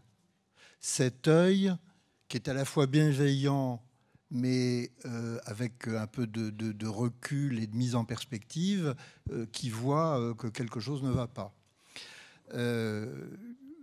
Deuxième réflexion, c'est qu'on voudrait bien comprendre qu'est-ce qu'il y a dans la tête du fils, et peut-être dans la tête du fils, il y avait de l'angoisse de voir ses parents s'approcher de la fin de vie, avec... c'est pas parce qu'on comprend qu'on excuse, hein, c'est pas ce que je veux dire, mais probablement qu'il y avait cette dimension qui amenait à surinvestir par sa présence invasive, on peut dire, le domicile de ses parents. Après, comme disait M. Vincent, le huis clos est toujours problématique. Là, on aimerait bien avoir des soutiens. On aimerait savoir si c'était un fils unique ou s'il n'y avait pas une sœur, un frère, quelqu'un d'autre qui pourrait mettre son grain de sel. Parce que c'est vrai que le face-à-face entre les parents et le fils, point barre, il est assez plombant, si on peut dire comme ça. Peut-être aussi on pourrait s'interroger sur est-ce qu'il y avait là-dedans un médecin traitant qui venait, qui avait une perception de la situation, qui aurait pu être sollicité, parce que ça... Alors vous allez me dire, on est peut-être dans la France profonde et dans les déserts médicaux, il n'y a peut-être pas de médecin traitant. Donc voilà. Si. Mais c'est vrai que je pense qu'une leçon de ça, c'est que personne n'a la solution tout seul.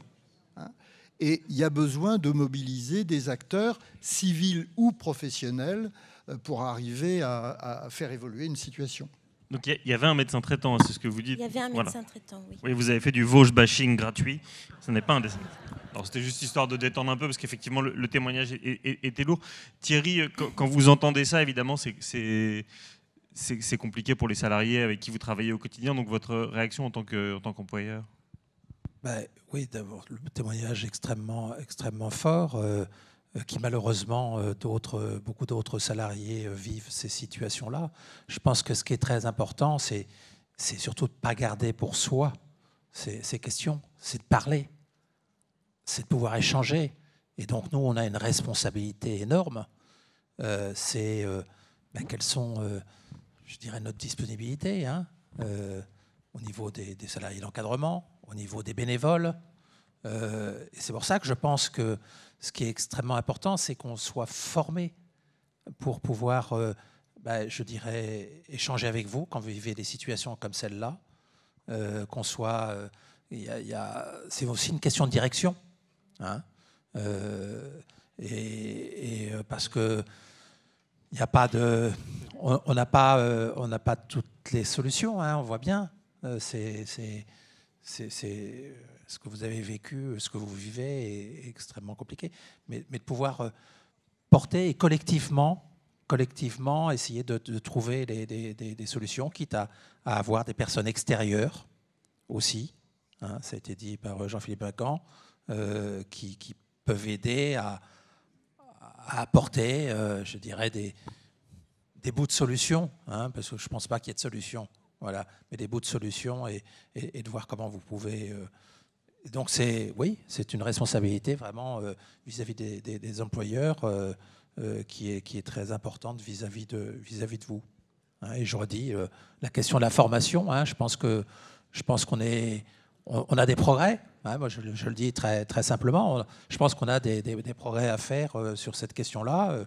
Vous l'avez dit, des petits modules, je dirais, maintenant, formation à distance. Enfin, voilà, il y a des choses de façon à multiplier, de façon à ce que chaque personne qui arrive à la DMR, qui est embauchée, finalement, il est 30 minutes, ou 2 fois 30 minutes. Enfin, voilà, un temps de sensibilisation à ces questions. Et puis, j'ai des gouvernances. Des gouvernances aussi, à commencer, ici, ce sont les fédérations essentiellement qui sont là, les présidents, les directeurs, qu'on soit tous formés à ces questions-là. Oui, excusez-moi, juste il y a un petit brouhaha qui monte depuis une dizaine de minutes, ça n'est pas extrêmement bienveillant à l'encontre des intervenants. Je vous promets, dans un gros quart d'heure, on va aller déjeuner. Je sais que le sujet est lourd et donc on a besoin d'exorciser, mais Madame Naguin, allez-y. Oui. Je vous en prie. Ça marche, oui. Moi, je dirais, c'est bien. On se pose aujourd'hui de très bonnes questions. Après, il serait bien que chacun prenne ses responsabilités. Avant, nous avions dans les départements les Mayas. Ça fonctionnait plutôt pas mal, je dirais. Aujourd'hui, on se retrouve avec des DAC. Voilà. Et finalement, on ne sait pas à qui il faut s'adresser. Et on a des réponses lunaires quand on fait remonter des situations comme Madame vient de témoigner ou autre. Et on nous reproche à la limite d'interpeller les assistantes sociales dans les conseils départementaux parce qu'on fait remonter des situations pour lesquelles nous n'avons pas de solution. Il y a les dénis des familles, il y a etc. Et donc, on ne sait pas vers qui se tourner. Donc, moi, j'espère que la personne qui sera en charge au niveau de l'ARS sera plus efficace que ce que l'on a aujourd'hui au niveau des DAC. Parce que les médecins de famille, ancienne mode, je dirais, il n'y en a plus trop. Et les nouveaux, bon, je ne veux pas être désobligeante, mais s'impliquent de moins en moins dans les vies de leurs patients, on va dire. Voilà. Donc, les familles n'ont pas de réponse, nous non plus. Mais en plus, on a l'impression que tout le monde tourne le dos et ne veut pas prendre la responsabilité qui lui incombe. Peut-être une réponse à Marie-Josée en lien avec le témoignage, parce que là, effectivement, il faut que chacun prenne ses responsabilités. Dans le cas décrit par Francesca, qu'est-ce qu'il fallait faire de plus? Déjà, dire que le témoignage est fort et il fait réfléchir, mais pour moi, je le place vraiment, encore une fois, je ne suis pas un écoutant professionnel ou un conseiller professionnel sur ces sujets-là, dans une zone grise, peut-être teintée un petit peu de noir. Une zone grise assez sombre, d'une certaine façon. Et donc, là, je pense que la question de savoir à qui l'on doit s'adresser quand on est dans une situation comme celle-là, actuellement, ne reçoit pas de réponse claire. Je vais relire les textes et de toute façon, je vous le promets, nous y reviendrons dans le cadre de notre plan de travail sur le domicile, puisqu'on va faire un gros document d'éclairage sur prise en compte des besoins de santé, les soins, l'articulation avec les dispositifs sanitaires. Je ne comprends pas en quoi ce serait le rôle d'un dispositif d'appui à la coordination de venir traiter en fait une situation familiale qui semble être effectivement délétère, avec une forme de surprésence d'un membre de la famille aidant, etc. En quoi une coordination effectivement qui est dans la gestion des parcours complexes, mais plutôt des parcours de soins complexes, certes en articulant sanitaire, médico-social et social, etc. Voilà, pour moi, c'est ni du DAC, ni de la CPTS, ça. En revanche, du côté quand même du conseil départemental, Madame la Présidente, vous évoquiez les assistantes sociales du conseil départemental. Mais si on s'adresse à la polyvalence de secteur, il y a peu de chances, effectivement, qu'on ait une réponse. En revanche, pour moi, ce serait vraiment, et c'est vraiment le rôle du service APA du conseil départemental que de pouvoir réagir et échanger avec le service quand il y a une situation comme celle-ci qui est dénoncée, quitte à ce que le service APA se retourne vers les assistants ou les travailleurs sociaux de la polyvalence pour aller faire un passage à domicile et déclencher cette enquête sociale dont la restitution des états généraux de maltraitance dit que parfois elle est très utile de mener une enquête sociale. Mais après, moi, j'ai rencontré des équipes médico-sociales. Là, cet été, j'ai fait quelques déplacements et belles rencontres, et notamment, par exemple, la ville de Paris. Mais le service APA de la ville de Paris, il ne laisse pas une situation où vous avez un plan d'aide APA, surtout pour une personne qui est dans un GIR lourd, dans un GIR conséquent, GIR 1 et 2, avec un seul aidant familial, salarié sur l'APA. Le service APA de la ville de Paris exige, dans certaines situations, un nombre minimum d'heures qui doivent être confiées à un prestataire. Paris, ça n'est pas toute la France, mais c'est quand même gros, Paris. Et donc, d'une certaine façon... C'est plutôt l'idée que le reste de la France n'avait pas nécessairement les moyens de notre belle ville, mais... Ouais. Oui, mais enfin, bon, on a les moyens qu'on se donne aussi sur, ça c'est très juste, oui. Sur des arbitrages qu'on peut faire entre différentes politiques ou différents axes de politique. Quand on fait un passage à domicile en évaluation de l'APA, on peut commencer à mesurer effectivement, en regardant le positionnement de l'aidant par rapport à la personne. Est-ce qu'il n'y a que l'aidant qui répond? Est-ce que l'aidant va dire « mais ça je le ferai, ça je vais tout faire, etc. » Et on sait très bien qu'il ne pourra pas le faire parce qu'il va s'épuiser, parce qu'il a aussi une vie professionnelle, parce qu'il habite à 25 km et que ça ne tiendra pas longtemps. Et il est du devoir de l'évaluateur et ensuite du plan d'aide APA de préconiser le plan d'aide qui va être le plus sécurisant pour la personne, pour son aidant, en faisant intervenir effectivement des professionnels pour rompre ce huis clos et sortir d'une situation potentielle d'emprise ou, je dirais, de non-accompagnement. Parce que voilà, cela existait à Paris avant que la ville de Paris fasse un très très gros effort pour essayer de mettre des plans d'aide qui tiennent mieux la route, mais il y avait parfois des personnes qui recevaient de l'APA sans une heure, d'une certaine façon, qui allait soit vers une personne employée à domicile, de gré à gré, soit vers un service prestataire, mandataire ou un SIAD. Il y avait des plans d'aide pour des GIR élevés qui n'étaient qu'assurés par des aidants familiaux. Et ça, je pense que c'est quelque chose qui n'est pas sain du tout. On va prendre quelques questions, parce que je vois que ça fait réagir. Monsieur ? Oui, je me présente Pierre Briéry, je suis le directeur des Vosges. Donc j'interviens, c'est important. Je soutiens complètement ce que vient de dire Madame Daguin. La situation qu'on a évoquée là tout de suite, le CLIC a été interpellé. Le problème, c'est que le CLIC n'a pas su réagir correctement. Derrière, si même nous, on agit au niveau du DAC, le DAC retourne vers le CLIC. Donc, à un moment donné, on se retrouve sans réponse. Revenons sur l'APA. Les évaluateurs, les intervenants du CLIC, quand ils vont à domicile, il reste quoi? Une demi-heure. Les intervenantes, si, allez, 3/4 d'heure, je vous l'accorde.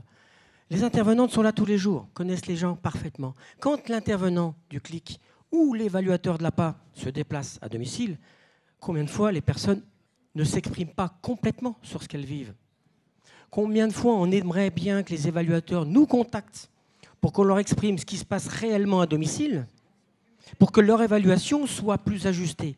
Aujourd'hui, on travaille avec le département sur ce sujet. Je peux vous dire que c'est très compliqué. En interne des départements, toucher les évaluateurs, ça devient très lourd.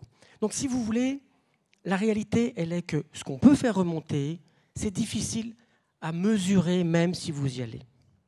Voilà. Même si quelqu'un du DAC y va, même si quelqu'un du CLIC y va, il n'aura pas la même perception. Combien de retours nous avons en disant écoutez, moi j'y suis allé, j'ai pas vu ce que vous m'avez dit. Et donc on se retrouve dans une impasse. Combien de fois la famille dit mais non, tout se passe bien pour moi. Les cas là, on en a tous des dizaines et des dizaines. Donc à un moment donné, oui, il est nécessaire qu'une instance centrale au niveau du département existe, avec des vrais moyens, pour qu'on puisse faire remonter ces situations. Autrement, on n'y arrivera pas. C'est pas compliqué, on n'y arrivera pas. Voilà. Bah, écoutez, tout ça, dites-le nous. Vous avez l'occasion de nous le dire au Conseil de l'âge avec le questionnaire que nous avons fait auprès des services d'aide et d'accompagnement à domicile avec l'appui de l'ADMR. Donc vous avez encore... alors la date est un petit peu passée, mais je crois qu'on n'a pas fermé le site pour répondre. Mais voilà, il y a beaucoup de questions qui interrogent la relation et les interactions entre le service d'aide et d'accompagnement, le conseil départemental et les autres acteurs. Donc répondez-nous là-dessus. Et nous lançons aussi l'enquête. Là, le questionnaire est parti pour les équipes médico-sociales des conseils départementaux pour qu'elles nous donnent leur point de vue. Et nous avons aussi une enquête auprès des centres communaux et intercommunaux d'action sociale avec déjà pas mal de réponses en partenariat avec l'UNCAS sur ces questions. Donc Pierre, d'un mot, après il y a une question de madame. Là. Oui. Deux mots. Un mot pour dire c'est compliqué, mais il faut quand même trouver une solution. Et pour faire le pont avec votre après-midi, les services autonomie, le décret qui les définit, dit explicitement qu'ils ont une mission en matière de prévention et de détection des situations de maltraitance. Donc c'est difficile, mais il va falloir trouver une solution. Et le deuxième mot, c'est pour dire, dans le prolongement de ce que vient de dire monsieur des Vosges, il faut mélanger transparence et proximité. Transparence parce qu'effectivement, il faut faire remonter les situations. Il faut que la connaissance de ces situations circule. Mais proximité parce que les faits de maltraitance ont la plupart du temps des causes locales et que la réponse aux situations de maltraitance, elle se trouve localement. C'est pas du ciel que va venir la réponse aux situations de maltraitance. La justice ne voit qu'une toute petite partie des situations de maltraitance connues, parmi celles qui sont connues. Et encore, elle les classe ensuite dans un très grand nombre de cas. Donc on ne peut pas dire qu'il y a une solution unique qui est de faire remonter. Il faut trouver des solutions locales, il faut impliquer les acteurs locaux. Dans la situation que vous avez décrite, on a besoin de savoir quel est l'environnement social, il y a d'autres membres de la famille, il y a un voisinage, il y a des amis, il y a une infirmière qui vient, il y a un pharmacien dans le coin. On a besoin d'en savoir un petit peu plus pour savoir qui mobiliser. La réponse, elle est toujours plurielle. Madame, j'espère que votre question n'était pas pour Jean-Philippe Vinquant, ça avait l'air urgent quand même. Voilà.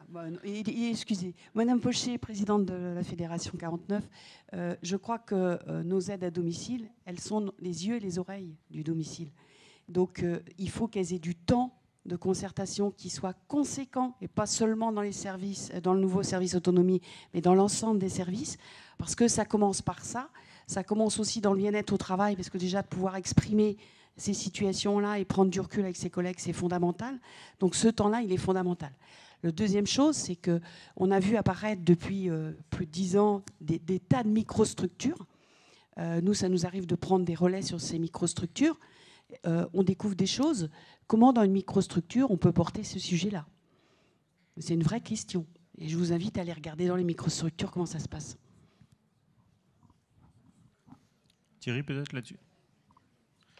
Je pense que sur les temps de, enfin, c'est moi ce que j'appelle les temps de coordination, de relecture des pratiques professionnelles. La question, c'est celui du financement de ces temps. Et il faut que nos financeurs se disent bien que pour chaque heure ou chaque plan d'aide, il y a aussi des temps qui sont rémunérés, mais qui ne sont pas auprès de la personne, mais qui sont collectifs avec les autres. Et c'est ça la question. Voilà. Et donc c'est ça qu'il faut continuer à porter auprès à la fois du ministère et puis dans les différentes instances dans lesquelles on siège, hein, et puis vous auprès des départements. Hein. C'est essentiel. Essentiel. On ne peut pas être à 100% auprès de la personne. Alors, je veux frustrer personne. Est-ce qu'il y a une dernière question? Oui, moi, je suis salariée depuis 30 ans au service enfance parentalité. Donc, moi, je voulais reparler des signalements. Je voulais reparler en tant que salariée, quoi. C'est toujours un moment très difficile. D'où l'intérêt, pour signaler, il faut être sûr du coup, comme on dit. On prend pas ça à la légère, parce qu'on met en péril une famille où il y a des enfants qui aiment leurs parents. Hein, et nous, on est parents. Donc, c'est toujours très complexe, et d'où l'intérêt d'avoir une grande écoute. Ce que l'on vit au quotidien, nous, dans notre service enfance-parentalité, on a une grande écoute de nos personnes responsables au-dessus, qui nous écoutent, et on est très entourés pour se permettre de monter ces dossiers, pouvoir parler, le droit à la parole. Mais même au bout de 30 ans, je ne m'y habitue jamais. C'est très compliqué. À chaque fois, on laisse des plumes, aussi psychologiquement. On se pose plein de questions, parce que nous, en tant que parents, on fait des erreurs aussi. Et ça nous remet tout en face, quoi. On est tout le temps là, et je me dis que les signalements, c'est jamais facile, franchement, pour personne, quoi. Et d'où l'intérêt d'être très entouré, parce que psychologiquement, c'est très dur, quoi. Voilà.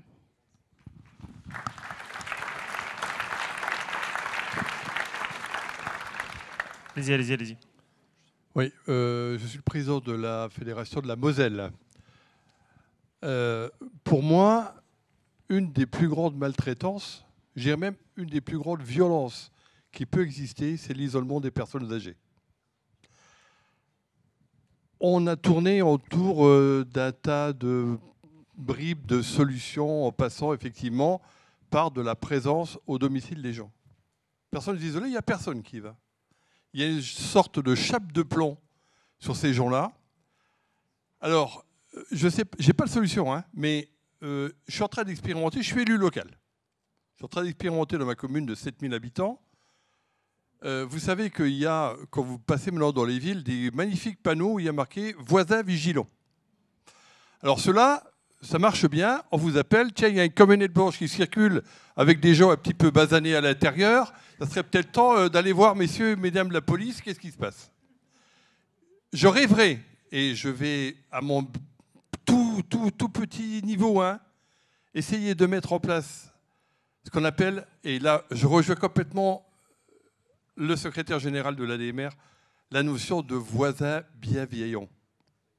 Les voisins qui effectivement auraient comme regard, non pas d'aller dénoncer la petite camionnette blanche là, mais d'aller dire à une structure, que ce soit le CCAS de la mairie, que ce soit des gens qui sont dans les comités de quartier par exemple, attention, là il y a quelqu'un qui est complètement isolé, et c'est une énorme violence de ce côté-là.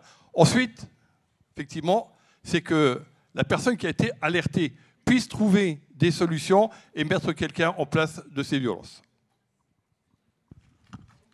Merci beaucoup. Pierre, je crois que vous vouliez rebondir au témoignage de madame d'abord. Oui, c'est pour dire qu'il ne faut pas attendre que les faits soient avérés et graves et attendre de les signaler en faisant remonter. Il faut raccrocher ça à ce que disait M. Daboville. Il faut que les professionnels au quotidien aient un temps qui leur permette de discuter des situations difficiles pour savoir ce que les uns et les autres en pensent, pour conforter leur avis et rechercher des solutions locales. Ce temps local, ce temps de concertation des professionnels est essentiel. Moi, j'ai encore dans les oreilles un mot qui disait « Oui, mais ça, c'est du temps non productif ». J'ai entendu ça, hein, c'est du temps non productif. Alors, si on pense que c'est du temps non productif, il faut accepter qu'on ne se préoccupe jamais de la prévention des maltraitances. Peut-être pour conclure tout à fait cette matinée qui était riche, Thierry, on a évoqué les états généraux, mais on a un petit peu passé sous silence le plaidoyer de l'ADMR sur la question. C'est dommage parce que vous avez été précurseur sur le sujet. Donc pour nous séparer, est-ce que vous pouvez nous en rappeler les grandes lignes? On va vous dire que bon, il y a un document, hein, il a été, je crois, largement diffusé dans le réseau. Il a été envoyé au HCFEA, il a été remis à l'ensemble des partenaires institutionnels, ministres. Trois piliers, hein, mais je pense que finalement tous nos échanges montrent, je pense, la nécessité de mettre ça en place et structurer le processus d'alerte dans chaque territoire, accompagner et professionnaliser le secteur. Alors là, je parle bien sur le domicile, hein, où finalement il n'y a pas grand-chose, hein, c'est un terrain totalement vierge presque. On fait suivre le bon sens, on l'a vu, mais ça ne suffit pas le bon sens, hein. Et informer et former les acteurs. Et si on regarde dans le pilier 1, c'est notamment créer une instance territoriale de recueil, de traitement et d'évaluation des alertes. Ça existe dans la petite enfance, hein, avec les CRIP. Quelque chose à l'instar de ça serait très intéressant. Ça a été Pierre dans les Vosges, là, Pierre l'a dit, d'avoir une instance départementale avec le département, l'ARS, le préfet. Voilà, tout de suite on sache où aller, hein. C'est clarifier le processus de déclaration, de recueil, de traitement des alertes. C'est quelque chose d'essentiel. Favoriser l'expression. Je pense qu'il il faut qu'il n'y a pas de tabou sur ces sujets-là. J'entends qu'il peut y avoir des craintes, vous l'avez dit. Voilà, on a peur, on ne peut pas se tromper, hein, parce qu'avec les conséquences, mais il faut qu'on libère, enfin, finalement, un peu aussi la parole. Bon, voilà, c'est quelque chose qui me semble important. Accompagner et professionnaliser le secteur, c'est d'avoir tous les outils, hein, les outils, et puis informer et former les acteurs. On l'a vu, c'est à la fois les auxiliaires de vie, les aides à domicile, l'ensemble des acteurs, et je le redis bien, aussi les salariés administratifs, hein. C'est très important que les cadres de secteur, que les responsables de secteur, dans les fédérations aussi, tout le monde, et voilà, on soit formé à ces questions-là, hein. Ça a trop été passé sous silence jusqu'à présent, en tout cas pour le secteur du domicile.